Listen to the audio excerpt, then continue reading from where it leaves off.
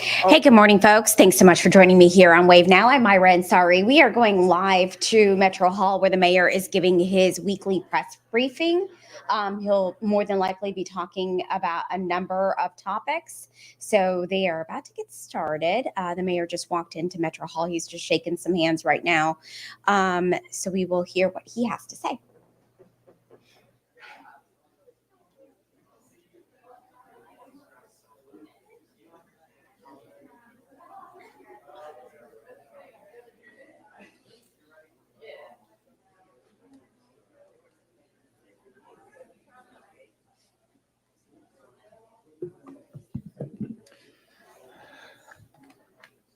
You guys all good?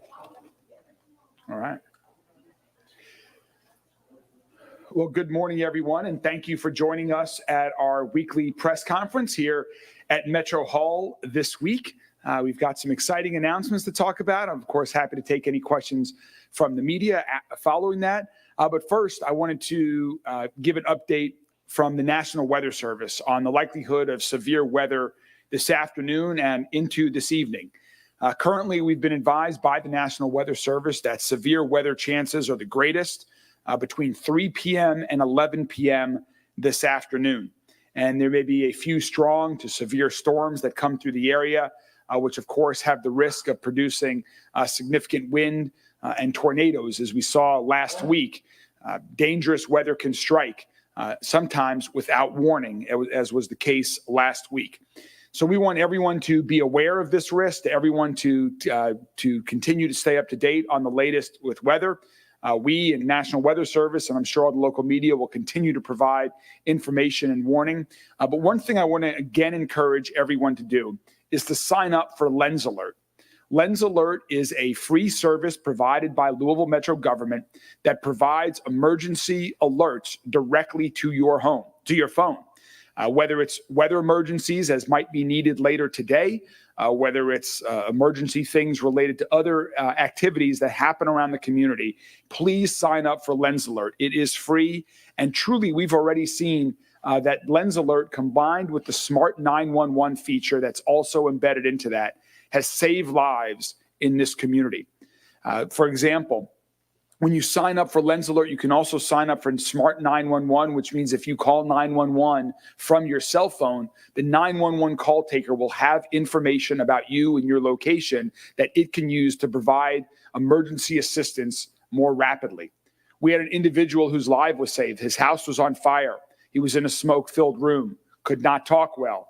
But because that he was on the system, the dispatcher was able to just ask him a yes or no question. Are you home? He said yes. The call taker knew where he was, even though it was on a cell phone, because of the information in the Smart 911 system, and that saved his life. Similarly, there's a texting feature available on Smart 911 where you can text with emergency dispatchers. And I've been told about another story where I believe a life may have been saved, where a woman who was at risk of from violence from, I don't know if it was her husband or her boyfriend. She was hiding in a closet, couldn't speak because she didn't want him to know where she was, and was able to text with the Smart 11 feature so that help could arrive to bring her to safety. So again, please sign up for Lens Alert, whether it's severe weather, whether it's an unexpected emergency situation.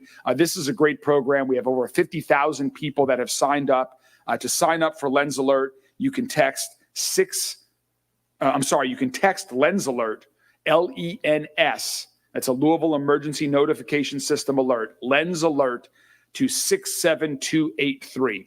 I would also encourage all of the local media stations to reach out to our emergency management agency, to Jess Wethington there. If you all would help us promote this to the community, to talk about what the system is, to do some profile stories on this. It really is a true public service that we want everyone in Louisville to sign up for Lens Alert. So again, text Lens Alert to 67283.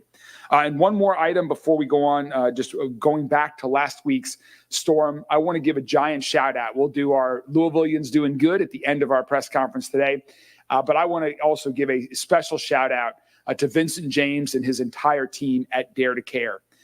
Based on the impact of the storm last Thursday, today Dare to Care is hosting an emergency food pantry for neighbors in the Parkland neighborhood. And so folks who were affected by the storm, who may have lost power and lost some of their food, are welcome to drive through this pop-up pantry or walk or drive there. The pop-up pantry is this afternoon, sponsored by Dare to Care, at 2 p.m. at 1200 South 28th Street. That's 2 p.m. at 1200 South 28th Street. And folks who need food relief but aren't able to make it to this afternoon's pop-up pantry can reach out to Dare to Care, and they can find a way to get it to you if you go online at daretocare.org/gethelp. Again, that's daretocare.org. And I just want to thank our partners at Dare to Care for what they're doing today and what they do every day to help people who are experiencing food insecurity. Our goal is, in partnering with Dare to Care and other organizations around the community, that we no longer have people in our community who do have food insecurity. That is our goal, and working with partners like Dare to Care, one day we hope to accomplish that.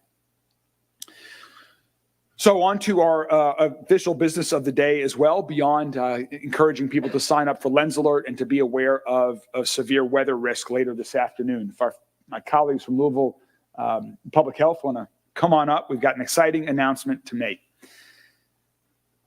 Our focus in Louisville Metro government is making our city safer, stronger, and healthier. All of our departments, all 30 plus of our departments around Louisville Metro government, are helping us achieve that mission every day with the work they do. None of them more specifically helps us with part of this than the Louisville Metro Department of Public Health and Wellness. Louisville Metro Department of Public Health and Wellness does incredible work, like helping new mothers care for their babies and for themselves, like monitoring and alerting us to public health threats, as we all saw during the pandemic, participating in academic research so we can better understand how to improve the health of people in every part of our community, particularly where there's been inequality and disparities, and also leading our efforts to achieve greater health equity across the entire city so that everyone in every neighborhood, from every neighborhood, can live long, quality, healthy lives. Our Department of Public Health and Wellness does all of that and much, much more. To do that, it takes a great team and it takes great leadership. And so today, I'm honored to be joined by Connie Mendel and Dr. Inder Singhal. Connie has been our interim. She's been with the Public Health Department for a while. She's currently our interim chief health strategist. And Dr. Inder Singhal, he joined last year, and he's interim medical director right now at this time. In May of last year, I appointed them to these two interim positions, and they've both done outstanding jobs. Here are just a few of the examples of what they have led the public health and wellness team over the past year. They've helped lead the distribution of opioid settlement funds by serving as co-chairs of the Opioid Settlement Advisory Board.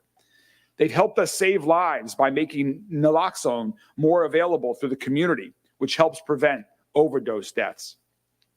In connection with that work, they've made progress in getting people connected with harm reduction, treatment, and recovery services.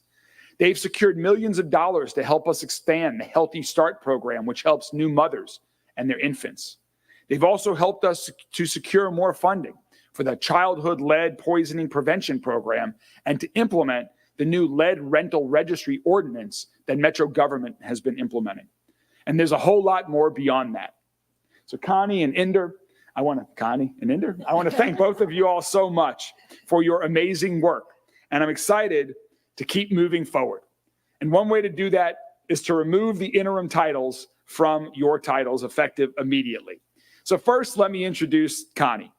Connie has devoted her career to public service in the field of public health. She has a long list of career accomplishments. Just to mention a couple of them, Connie oversaw the efficient and effective treatment, the over $53 million in federal funds that the CARES Act and the American Rescue Plan provided to the city of Louisville as part of our COVID-19 response. And under Connie's leadership, this department secured a $9.5 million grant from the CDC. And now she's overseeing a historic investment in the department workforce. So I'm proud to introduce, to share a few words with you, the Louisville Department of Public Health and Wellness Chief Health Strategist, Connie Mendel. Connie?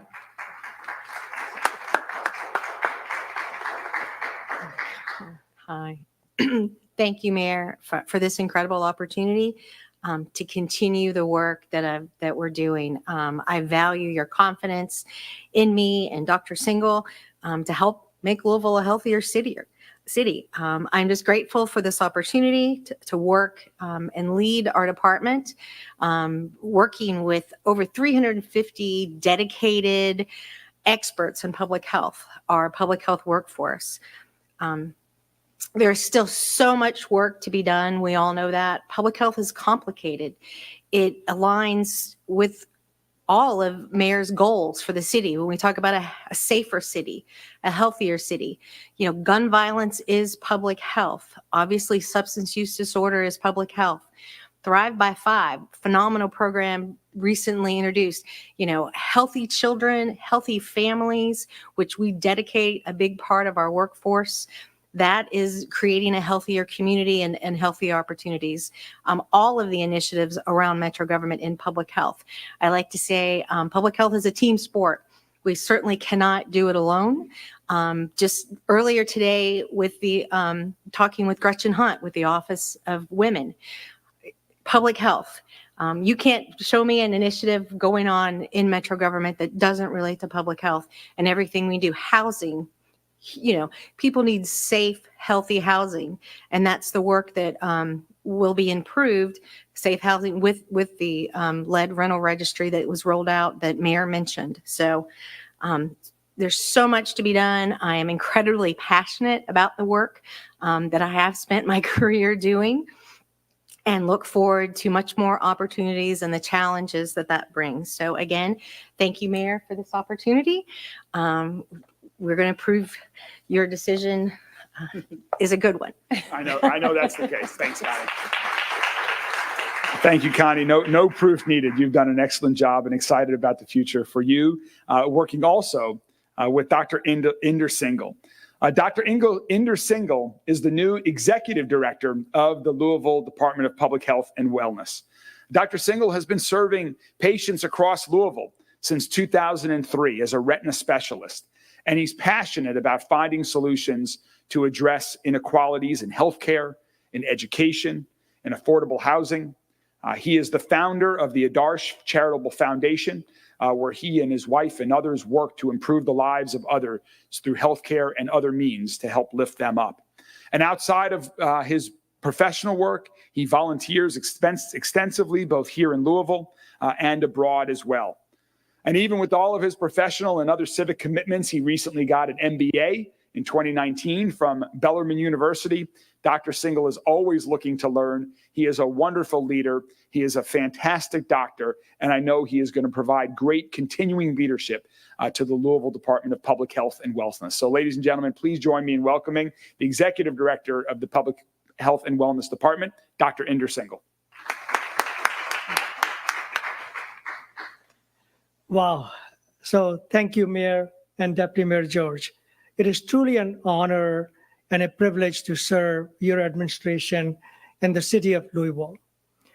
I have learned so much since I joined as interim medical director about a year ago. I don't think many people in our community know what all Louisville Metro Health and Wellness does on a daily basis to keep us safe. I know both Connie and the mayor alluded to some things. List is long. I'm not going to bore you. It will take 2 hours if I go through everything, but I'll mention a few things and repeat some things. Our team plan and prepares and practices responses for disasters or pandemics like COVID. LUVAX under Louisville Metro Health and Wellness was an extremely successful program.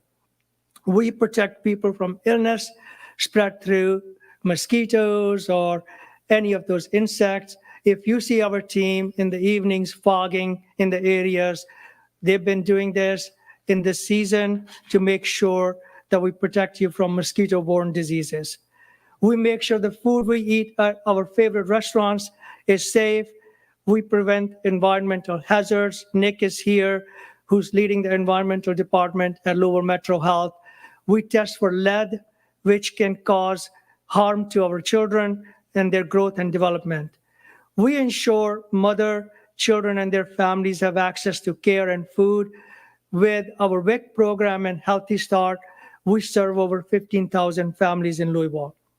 We enforce laws, the smoke ordinance. We prevent safety hazards at hotels, the pools, and the tattoo parlors. We connect people to medical care, services, sport, and recovery. But we are one of the very few health departments with an embedded Center for Health Equity, where we meet our community members, community leaders, and we analyze data, and then we come to address the health inequities. I want to talk about health inequities a little bit here. Health inequities is a reality for thousands of our neighbors in Louisville and millions of Americans. It's a reality that needs our urgent attention. It's a glaring barrier that prevents individuals from achieving their fullest potential. One's zip code should not be a determinant of one's life expectancy. One's color of skin or gender should not be a determinant of one's ability to access care and have good care or quality care. Access to health care, healthy food, clean environment, affordable housing is not a privilege. It's a basic human right. We must invest in our community and community-driven solutions so we address the root causes for these inequities and empower communities. Louisville Metro Health and Wellness has launched its 2024 Community Health Assessment and Community Health Improvement Plan. We are reaching our community, we're learning what they need to live healthy lives. Along with our community partners, leaders, we'll soon present a roadmap towards helping everyone live a healthy life and thrive. We can find sustainable solutions, but it requires time and perseverance. There are no quick fixes to this. Our Louisville Metro Health team is leading the charge. Together, we do have the power to redefine what it means to live in an equitable society. In the past 6 months, we have made great progress. We have been working with JCPS and our community partners like Galen and Sullivan School of Pharmacy to close the immunization gap at JCPS. There are about 25,000 students who are either not fully immunized or not immunized. With help of our community partners, we're doing pop-up clinics and closing that gap. We are working with VisionWorks to provide glasses in classes, so to fix the problem of accessibility.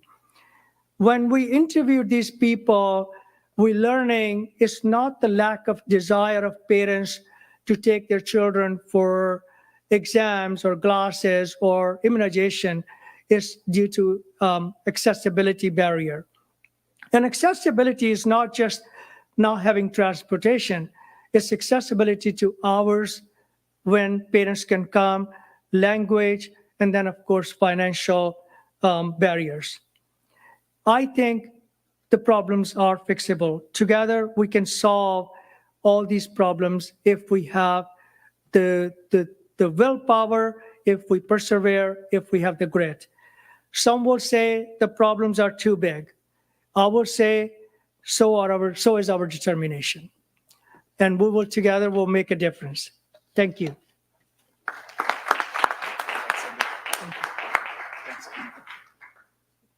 Thank you so much, Inder and Connie. Thanks for your service, and thanks for continuing to lead the way with you and your colleagues at Louisville Public Health and Wellness.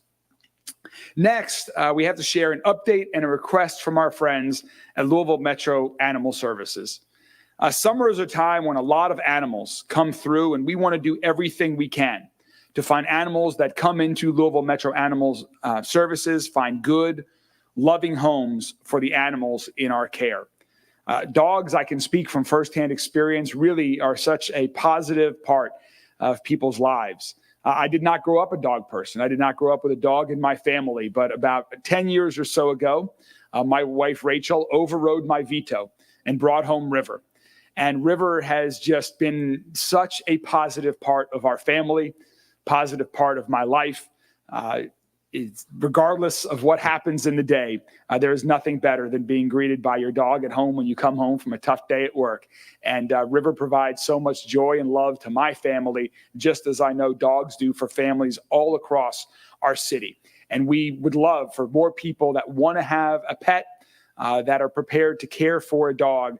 We have an opportunity through Louisville Metro Animal Services. We know that having a pet also comes with responsibility. And so people need to be aware of that. And part of the reason we have so many dogs at Louisville Metro Animal Services is because people that are not ready for that responsibility have them. But that's what LMAS is here for. And that's what we will continue to take care of them. And we continue to look for more great homes for the dogs that are at Louisville Metro Animal Services.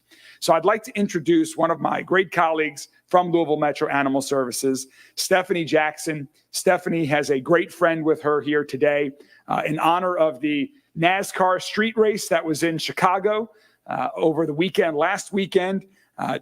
She has brought with her, straight from inspired by Talladega Nights, Ricky Bobby. So Stephanie, I invite you and Ricky Bobby to come up and say a few words. Oh, Kevin's got Ricky Bobby. Okay.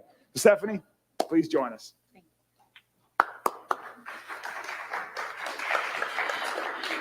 Thank you all for having me. Thank you, Mayor. I've never done this before, so please bear with me.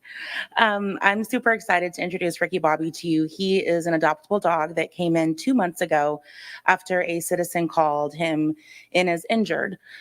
He had pretty gnarly wounds all over him. He was covered in road rash. We'll save the details that I love to share, but he has recovered. And since then, he's just been hanging out in the shelter waiting for a family. He's great with dogs. He's great with kids. He's house trained. He rides really well in the car. All the qualities that any family would want in a dog, Ricky Bobby has. He also has 2 first names, which is pretty cool. We are waiving adoption fees right now for all pets. So Ricky Bobby's adoption fee is waived. He comes microchipped, neutered, up to date on vaccines. And so until July 31st, Bissell Pet Foundation is sponsoring all adoption fees for pets. So if you're interested in kittens, puppies, small dogs, big dogs, we have all those things. We have a fit for every lifestyle at your city shelter. Some ways that anyone in this room could help us right now is to take action by just sharing our social media posts and speaking to people you know about the crisis at our shelter, which is overpopulation. In the last 9 days, we've taken in over 200 pets. That's not sustainable for our shelter. So we need help from our community, and we really appreciate the opportunity to come and share with you the good news and the hard news. The good news is we did host one of our very first free microchip clinics where we microchipped 154 pets in Louisville. So that hopefully will help reunite pets faster and they don't have to stay at the shelter. The rising vet care costs and evictions, as well as lack of pet-friendly housing, is a big problem for pet owners in our community. Encouraging landlords to allow pets of any size and any breed, and asking pet owners to carry renter's insurance is a really good way to combat this issue and keep pets with their families. We want to continue building with our partners in the community. We're working together with a lot of local businesses to try to get more pets pictures out there, get them visited at their stores and storefronts. I want to thank the mayor for allowing me to come here today. And if you're interested in Ricky Bobby, you can come to Animal House. We're located on Newburgh Road. And again, him and all of his friends have free adoption fees. But the good news is we do not stop the actual adoption process. So people are still going to be screened and things like that prior to adoption. Thanks, Stephanie. Thank you. Thank you so much, Stephanie. And please, I encourage everyone to take the great advice that Stephanie gave. If you have not microchipped your pet, please do so. Contact Louisville Metro Animal Services if you need some help doing that. There are ways to do that for free. And also, please spay and neuter your animals as well. As you heard, we have a challenge with there are so many dogs coming in to the animal house at Louisville Metro Animal Services. That is not sustainable. Please be responsible. If you do have a dog, please spay and neuter your pets. And finally, come on, you want to come up with the whole family? You guys can all come up. Come on. It's another great time of the week when we get to celebrate another person in Louisville who's doing wonderful things to help improve our community, to help make our city safer, stronger, and healthier. And today, I'm proud to recognize a young Louisvillian, Genesis Hatchett. Genesis is 18. She's a recent graduate of Manual High School in YPass, and she's active with the educational nonprofit HHN2L, which stands for Hip Hop into Learning. She's a member of the musical group, the Young Prodigies, which I hope you've had the chance to see and experience. It's a wonderfully talented group. This past May, Genesis represented Hip Hop into Learning in the city of Louisville by participating in a panel discussion organized by Columbia University and the United States Department of Justice. The subject of discussions was the legacy of Brown versus Board of Education. Genesis earned a spot by joining a group of students who dedicated themselves for 3 weeks to learn about the Brown versus Board of Education decision. She participated in a local panel for a chance to present at Columbia Law School. She and another student, Love Eden, were chosen by a group of community leaders for the panel at Columbia. And then, because Genesis did so well presenting at the Columbia panel, she was asked to participate in a similar panel at the Department of Justice. Genesis, I'd like to thank you so much for your interest in this topic, for your engagement, for your willingness to not just learn about our history, but to share your perspectives, to share your ideas, to share your input, and to be an inspiration to others as more people need to learn about our history, need to get engaged in important conversations like issues regarding Brown versus Board of Education. You're an inspiration not just for young people, but people all across the entire community. And so I'd like to present you as one of our distinguished citizens in the city of Louisville. Thank you so much, Genesis.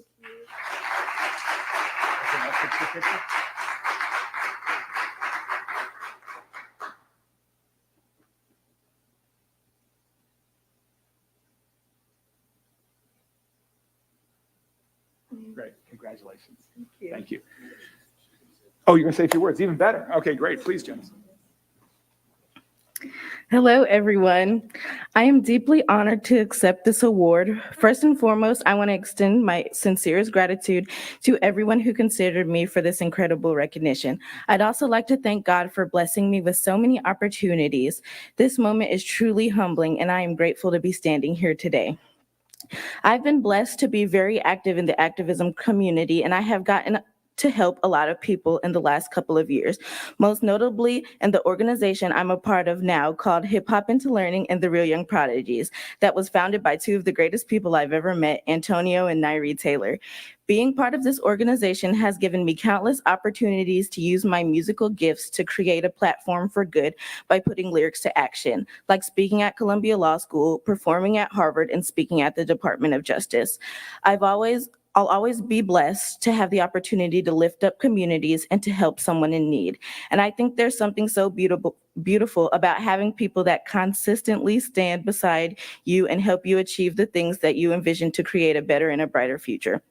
Throughout my time getting to help work towards this future, I've gotten to meet so many people and hear tons of stories of many different walks of life. I found that some of the best leaders and biggest community helpers are not always the ones who came from a huge platform or following, or the ones who were constantly put in the spotlight, but the regular people who simply saw a need and decided to fill it out of the kindness of their hearts or even desperation to create a safer environment for the next generation. I'm inspired by the givers who have to sacrifice something every time they give. The people like my mom and dad who I grew up watching give even when we didn't have much to give. I also never fail to be inspired by the resilience of the Black community who stand behind me and consistently make sure that I know that they are proud of me. When I accomplish something, they continue to scream it from the rooftops and let everyone know what I've done. Those are just a few examples of the reasons I'm able to achieve the things that I've achieved. And lastly, I want to leave you all with two quotes. The first quote is from the great author and poet Amanda Gorman in her famous inaugural poem that says, "There is always a light if only we are brave enough to see it, and if only we are brave enough to be it." In times of my life when it feels like we've been fighting for the same things over and over, it isn't easy to try to be a light.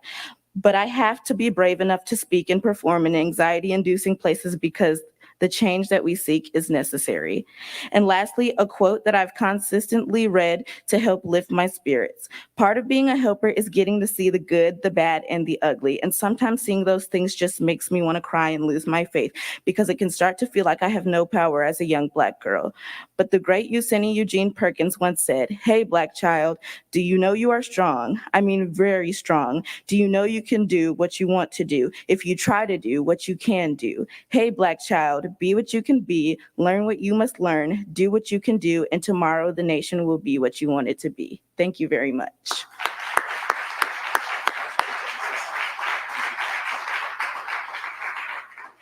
Thank you so much, Genesis. That was great, and congratulations. I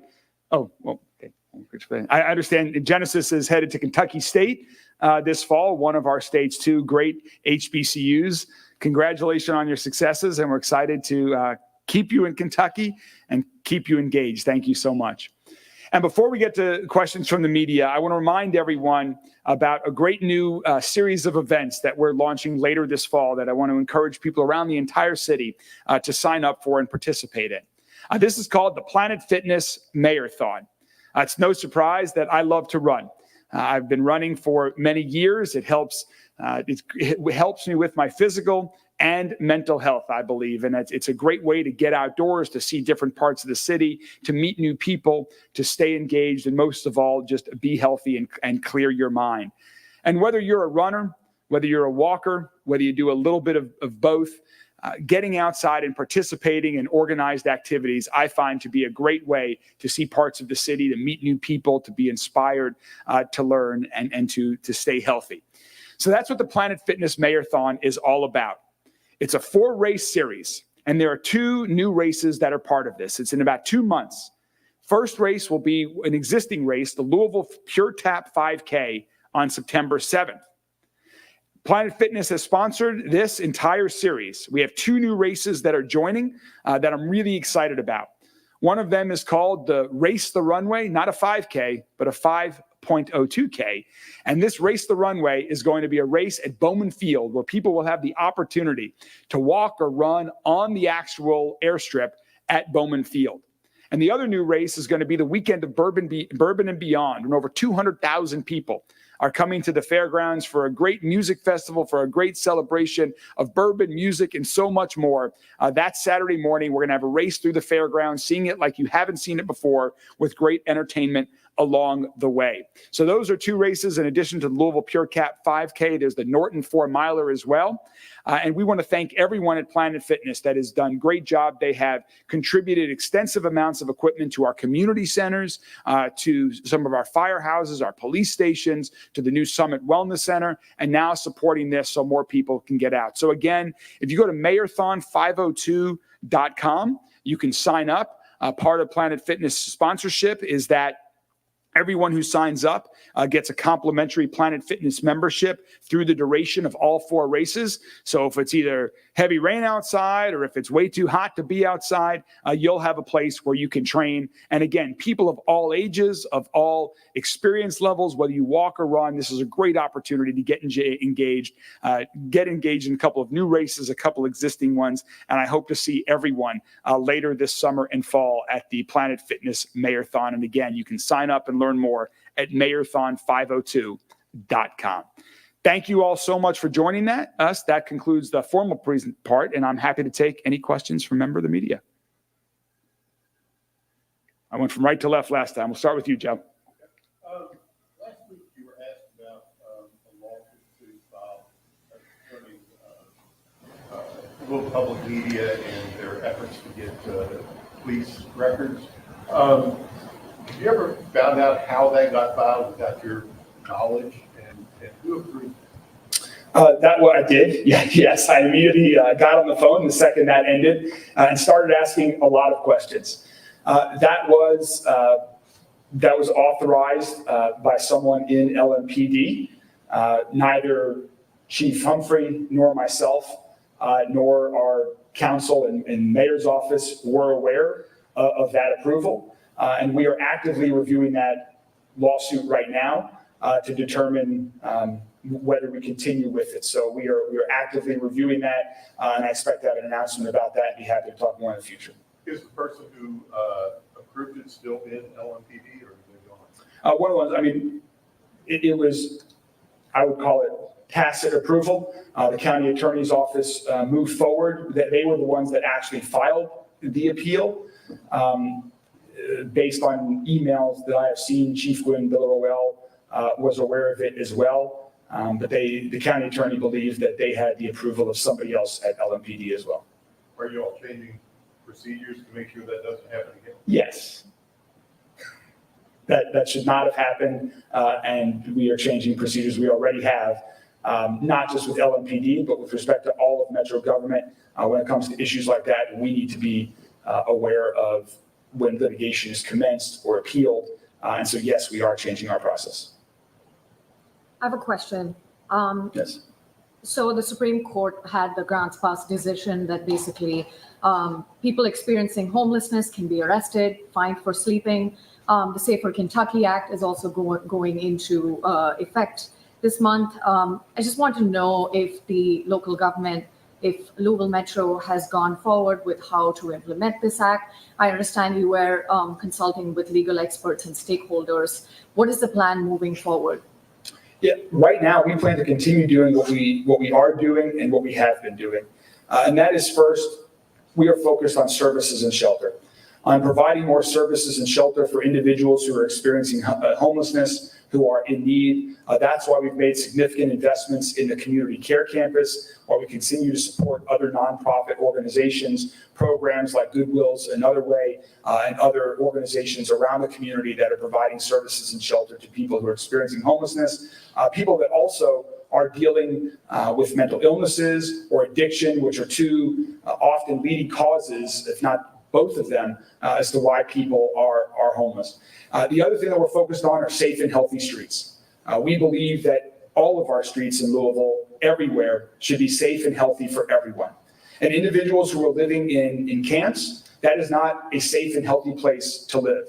We have seen experiences just since I've been mayor of people who have been burnt, who have been stabbed, who have been injured, that are either living in encampments or that are living in vacant and abandoned properties. Those are not safe and healthy locations, and so we are working to help them get more safe shelter than they have. And at the same time, for other individuals that are seeking to walk on the street, that are going from the Ronald McDonald House to Norton Hospital so their kids can experience treatment, they should have a safe walk to their healthcare facility as well. And so we need to make sure that our streets are safe. And if individuals are in need, if individuals are experiencing or exhibiting disorderly behavior, we will enforce the laws. Just to follow up, with the Safer Kentucky Act, it also says that there will be legal consequences, and the local government will also be sued for not implementing these laws to the book. And I'm just wondering what the plan is going forward, because I understand you've been consulting with legal experts and you will have to follow this law to the T. And there has been SCOTUS basically legitimizing criminalization of homelessness. How's that going to go forward? Again, if people are exhibiting disorderly behavior, if they are breaking the law, regardless of their housing status, if somebody is committing an assault, if they're stealing something, if they are destroying property, if they are defecating on sidewalks, if they are committing crimes, we will hold them accountable. That is what we are focused on.